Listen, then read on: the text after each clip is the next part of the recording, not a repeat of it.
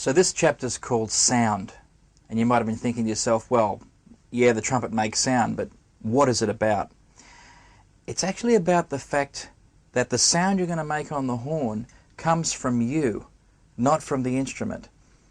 And whilst we all sort of accept and go, oh yeah, different people sound different on the same trumpet, it's a lot more than that. This has to do with everything that comes out of the end of the instrument, what pitch it's going to be, the texture of the sound, the volume of the sound. Now, pre-hearing is a thing I'd like to talk about.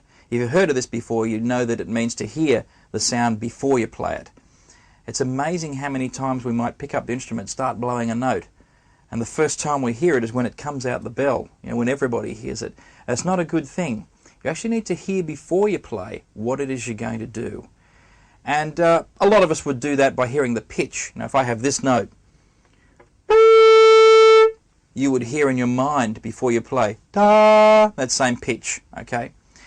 But the pitch isn't enough, because if I sing the note in my head, like my voice just sounded, that's a human voice, nothing like a trumpet. It'll give me the right pitch, and that helps if you're trying to pitch a certain note. But what about what sound I'm going to get? Is it going to be a breathy sound? Is it going to be brassy? How loud will it be? Everything about the sound I need to pre-hear. I'll let you in on something I do hear. I actually hear not the pitch I'm going to play. I hear a trumpet playing it, not a trumpet, my trumpet. Not just my trumpet, but my trumpet with me playing it. And not just that, but in this room. And not just that, but today. In other words, if I'm standing in front of a band, a big band in a hall, maybe with a microphone in front of me, it's going to be a different sound than when I stand in a small room without a mic and no one standing behind me.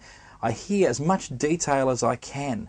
Before I play the note, I hear how will it sound right now in this room, this piece. How's this note going to sound? The more detail you can get into, and it sounds like a lot of work, but it's not. It actually saves you work. The more detail I can get into so I actually hear what I'm about to physically hear. Because when you play the note, you hear all that stuff. You hear this room, you hear your instrument, you hear it how it sounds today, because you sound different on different days. You're going to hear it anyway in a minute physically.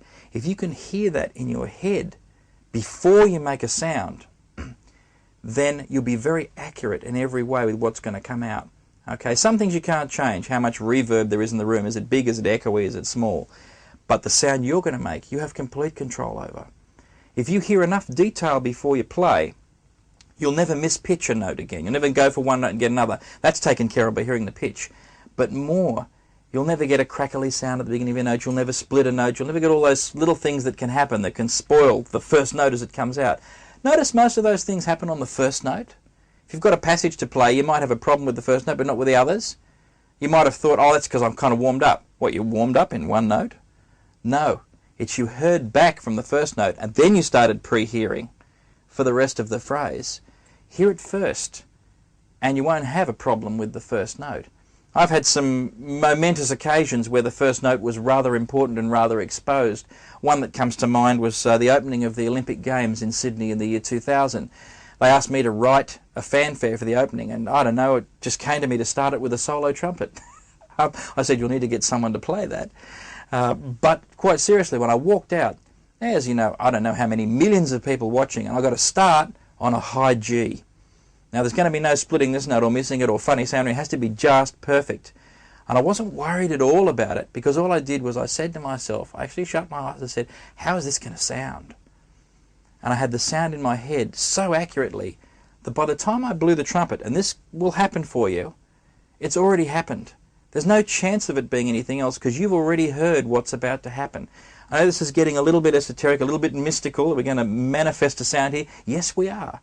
And yes, it is quite mystical. If you hear what you're going to do before you do it, nothing else will come out. It can't. To get a certain pitch on the trumpet, you have to have a certain speed of the air and a certain pressure of the lips and all sorts of things. No one, not the greatest trumpeter on the earth, can tell you what the speed of the air is, like in meters per second or whatever measurement you like, or what the pressure is in Newton meters of your lips. They don't know. They just know how it feels. And so feelings for us are connected to things, and here's where it comes in with the pre-hearing.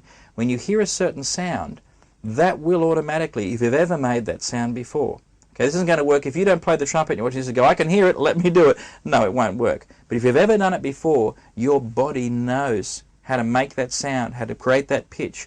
Once you have, you get a feeling from it. All you do is pre-hear it and it will create that feeling again. It works.